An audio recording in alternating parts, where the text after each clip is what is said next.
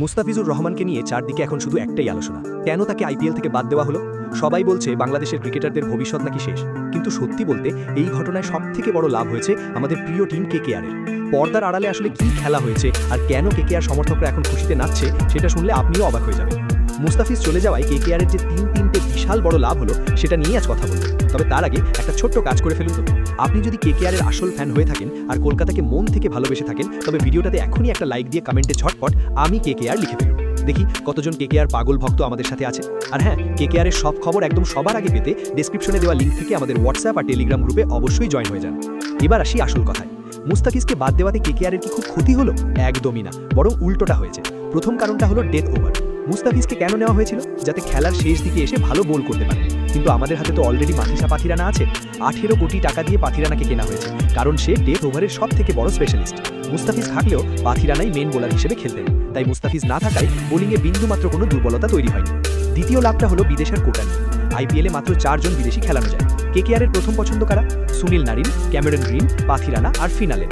মুস্তাফিজ ছিলেন 5th option, মানে কেউ চোট পেলে তবেই হয়তো তিনি সুযোগ পেলেন। এখন মুস্তাফিজ নেই মানে কেকেআরের মাথার উপর থেকে একটা চাপ কমে গেল। মুস্তাফিজকে বসিয়ে 9 কোটি 20 লাখ টাকা খরচ করার কোনো মানেই হয় না। সব থেকে বড় কথা হলো টাকা। মুস্তাফিজের জন্য কেকেআর প্রায় 9.25 কোটি টাকা খরচ করছিল।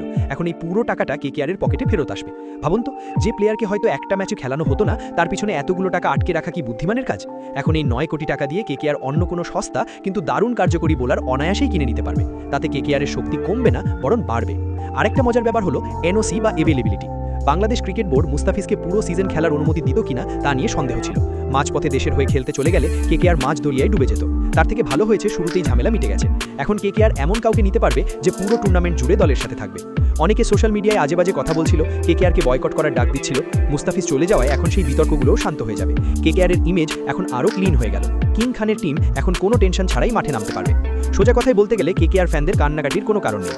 মুস্তাফিজ একজন অসাধারণ বোলার ঠিকই, কিন্তু কেকেআরের বর্তমান টিম কম্বিনেশনে তিনি আসলে বোনাস হিসেবে ছিলেন, প্রাইমারি হিসেবে নয়। তার বদলে আসা নতুন কেউ হয়তো দলের জন্য আরও ভালো কিছু করে দেখাবে।